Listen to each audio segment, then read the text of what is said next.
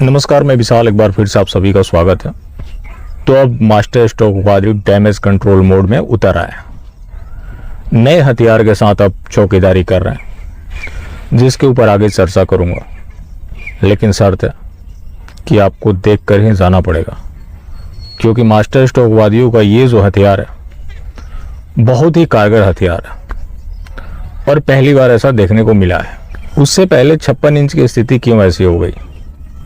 नुपुर शर्मा ने जो बयान दिया खुद से नहीं दिया, मनगढ़ंत बातें नहीं कही, उन्हीं चीजों का जिक्र किया जिसका वर्णन वहां पर है।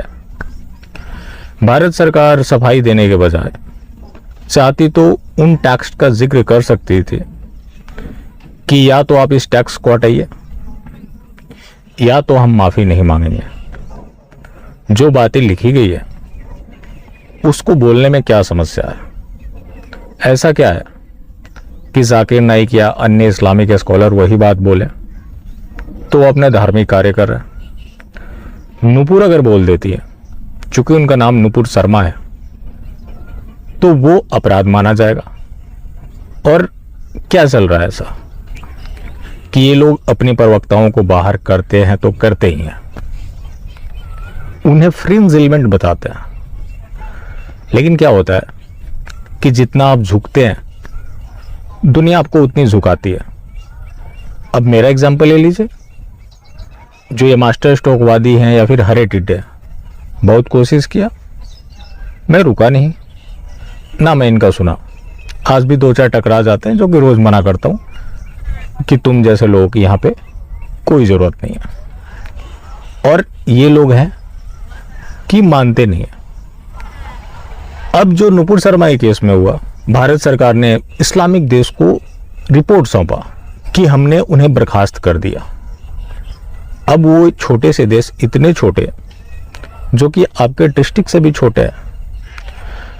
मोदी जी जब जपैरिंग आए थे तो वो सीन आपको याद होगा, जब ये बाइडेन से मिलने जा रहे थे, बाइडेन ने इन्हें इग्नोर कर दिया। बस मैंने इसी की चर्चा जो कर दी थी, तो ये मास्टर स्ट्रोक वादी बोल रहे थे कि तुम पर्सनल हो रहे हो। ये वाली तस्वीर चला रहे थे, वर्ल्ड लीडर। तो आज क्या स्थिति हो गई कि वैश्विक नेता को सफाई देना पड़ रहा है। भारत सरकार दे रही है, यानी कि वैश्विक नेता दे रहा है। तो आखिर वैश्विक नेता की ऐसी क्या मजबूरी हो गई जो कि छोटे छोटे देश उनके सामने ये सफाई दे रहे हैं? इजराइल पैलेस्टीन का कॉन्फ्लिक्ट चल रहा था, भारत ने वही स्टैंड लिया जो नेहरू ने लिया था। लेकिन इन नेहरू को कोसेंगे, लेकिन वही काम ये करेंगे, लेकिन नए फ्लेवर में करेंगे, जिसका नाम है राष्ट्रवाद। तो जब आपको नेहरू का ही काम करना है तो नेहरू को अब ब्लेम करना बंद कर देना चाहिए, क्योंकि आपके भी 8 साल हो गए हैं। कुछ करना तो दूर, आपने पूरी तरह से बंटाधार कर दिया। अब इन्होंने वहां सफाई दी, तो अब क्या होता है कि जब आप एक बार झुक गए तो उनका हौसला बढ़ता है। यही हुआ इस मामले में भी। ईरान आ गया, सऊदी आया, ओमान आया, अफगानिस्तान भी आ गया। 2 जून को अभी भारत सरकार ने उसे 20,000 मेट्रिक टन गेहूं भिजवाया है, 5 लाख कोविड वैक्सीन की डोज भिजवाई है, 13 टन मेडिसिन भेजा, विंटर कपड़े भेजे। क्या था? ह्यूमैनिटेरियन ग्राउंड पे दिया था। अब ये ह्यूमैनिटेरियन ग्राउंड की जो बात होती है, इसे सनातन से जोड़ दिया जाता है कि सनातन सबका भला सिखाता है। लेकिन ये चीज नहीं बताया जाता कि सनातन राक्षसों का वध करना भी सिखाता है, विधर्मियों का भला नहीं सिखाता। लेकिन ये लोग सनातन को इस तरह से इंटरप्रेट कर दिया ताकि ये लोग जो गतिविधि करना चाहते हैं वो करते रहें, सनातन का आड़ लेते रहें। जब वसुधैव कुटुंबकम की बात होती है तो कुटुंब के लिए होती है, दुश्मनों के लिए नहीं होती। अब जो बीजेपी सरकार ने किया, इसको डिफेंड भी किया जा रहा है। अब इस सवाल यहाँ ये भी होगा कि आखिर क्या हुआ कि 56 इंच इतने मजबूर हो गए? तो इस मजबूरी का वजह अवार्ड है। अब क्या है कि कोई भी राजा राज्य से खुद को बड़ा समझने लगे, तो इस तरह की स्थिति होती है। अब इनको जो अवार्ड मिले हैं वो मैं आपको बता देता हूँ। Order of Abdul Aziz Al Saud, highest honour Saudi Arabia award to non Muslims dignitaries 2016। तो इन्हें सऊदी अरबिया का हाईएस्ट ऑनर मिलता है 2016 में एक नॉन मुस्लिम को। State order of Ghazi Amir Amanullah Khan, highest civilian honour of Afghanistan 2016 में अफगानिस्तान इनको सर्वोच्च नागरिक का पुरस्कार देता है। Grand collar of a state of Palestine award, highest honour of Palestine awarded foreign dignitaries 2018। Order of Zayed award, highest civilian award of UAE 2019। Order of distinguished rule of Nishan Izzuddeen, highest honour of Maldives award to foreign dignitaries 2019। King Hamad order of residence, this Bahrain order first class is top honour by Gulf country 2019। तो ये जितने भी Islamic countries हैं इस तरह से किसी को अवार्ड नहीं देते, उस अवार्ड की कीमत वसूली करते हैं, जो कि नूपुर के मामले में हो रहा है। अब बात है मास्टर स्ट्रोक की, बहुत ही इंपॉर्टेंट। अब इसमें जो नया हथियार है मास्टर स्ट्रोक वादियों का, अब तो कहीं कोई आपदा है तो उसमें बताया जाता है कि आज आपके पास नरेंद्र मोदी हैं तो भारत बचा हुआ है। वही लोग आज बोल रहे हैं कि अगर भारत सरकार ने ऐसा नहीं किया होता तो वहां से तेल नहीं आते, भारत में किस तरह की परिस्थिति बन जाती। चाइना भी इनके साथ सख्ती से डील करता है, बर्मा ने भी किया, इजराइल भी करता है, उनके साथ समस्या नहीं आती। इजराइल की पॉपुलेशन लगभग 80 लाख है, 57 कंट्रीज उसके सामने फीके पड़े रहते हैं। लेकिन जब इजराइल पैलेस्टीन का कॉन्फ्लिक्ट चल रहा था तो उस समय मोदी जी का नेतन्याहू के साथ फोटो दिखाया जा रहा था, वर्ल्ड लीडर नरेंद्र मोदी जी।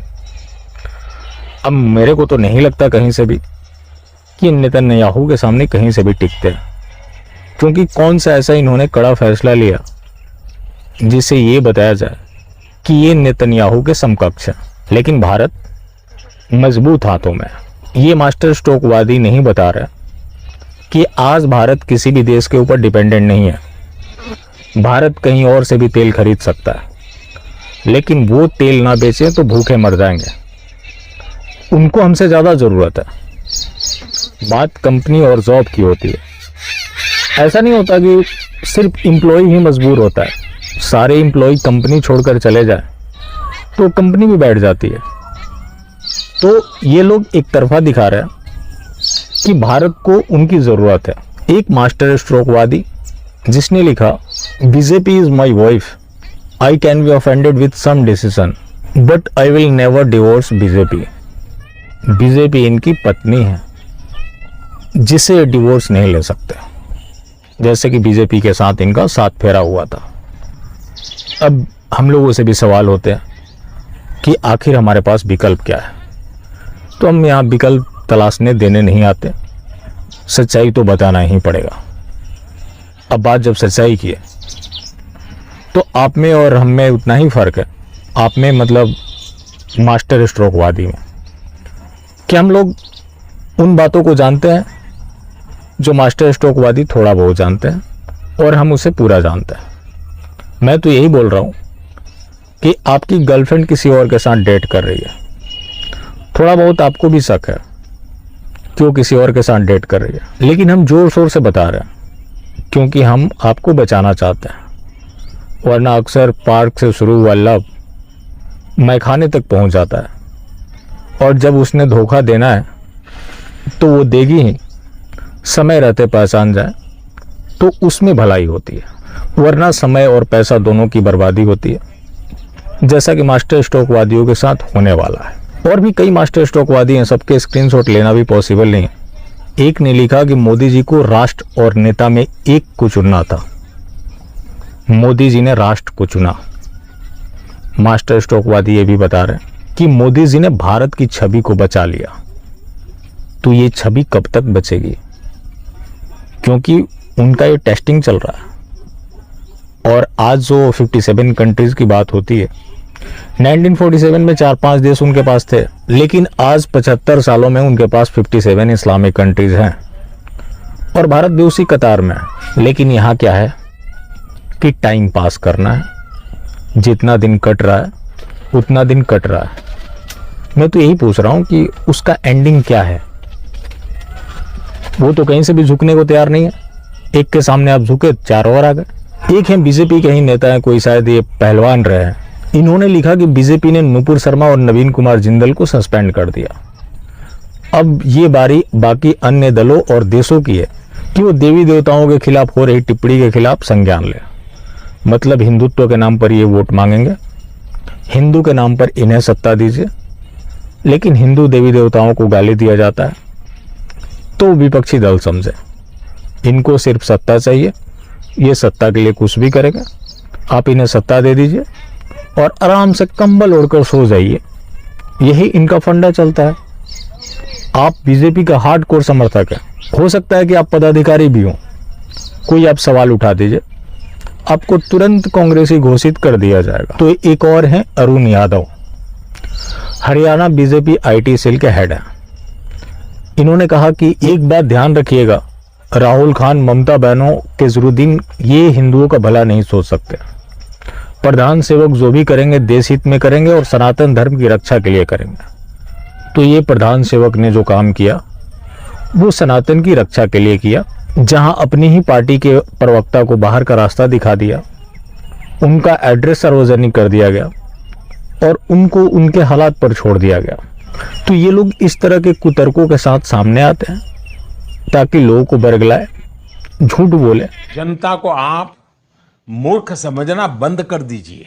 इस प्रकार की बचकाना बातें किसी के गले नहीं उतरती, लोग मजाक उड़ाते हैं। जैसे देखेंगे कि जितने इस्लामिक कंट्रीज है धीरे धीरे एक होने लगी है, क्योंकि इधर से ढील मिल गई, तो कुछ इस तरह के फोटो चलाए जाएंगे कि प्रधान सेवक को अकेला मत पड़ने देना, ये कर्मयोगी अकेला पड़ गया तो अपनी पीढ़ियों से माफी नहीं मांग पाओगे, ये हमारे आपके बच्चों के लिए लड़ रहा है, इनका अपना क्या है, इस महान कर्मयोगी का साथ दो।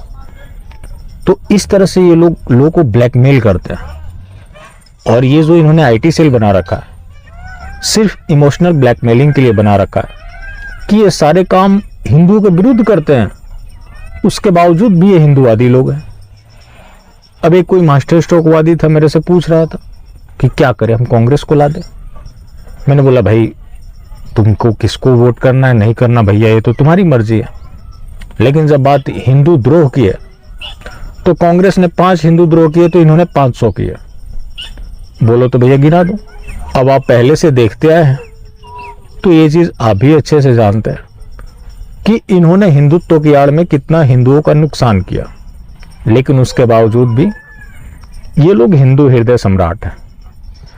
और जिस तरह की इन लोगों ने परिस्थितियां बना दी, अब ये समझना बहुत मुश्किल है कि अगला कदम क्या होगा, क्योंकि वो पूरी तरह से तैयार बैठे हुए हैं, उनको कब्जा करना है। ऐसा ही हुआ है बाकी अन्य देशों के साथ भी, भारत में भी इनफैक्ट वैसा ही हो रहा है। अभी पथराव की जो घटनाएं हो रही थी तो उस समय आपने मुस्लिम एरिया का जिक्र सुना, जहां हिंदुओं की बहुलता है वो हिंदू एरिया नहीं है, लेकिन जहां इनकी बहुलता है वो मुस्लिम एरिया है। कश्मीर में लोगों को भगाया क्यों जा रहा है? क्योंकि हम बाहरी लोगों को एक्सेप्ट नहीं करेंगे, बाहरी मतलब काफिरों को एक्सेप्ट नहीं करेंगे। तो इनफैक्ट ये सारी चीजें भारत में भी हो रही है, लेकिन इंतजार अपनी बारी का किया जा रहा है, जो कि सबकी आनी है। तब तक जितना मास्टर स्ट्रोक एंजॉय करना है आसानी से एंजॉय कर सकते हैं।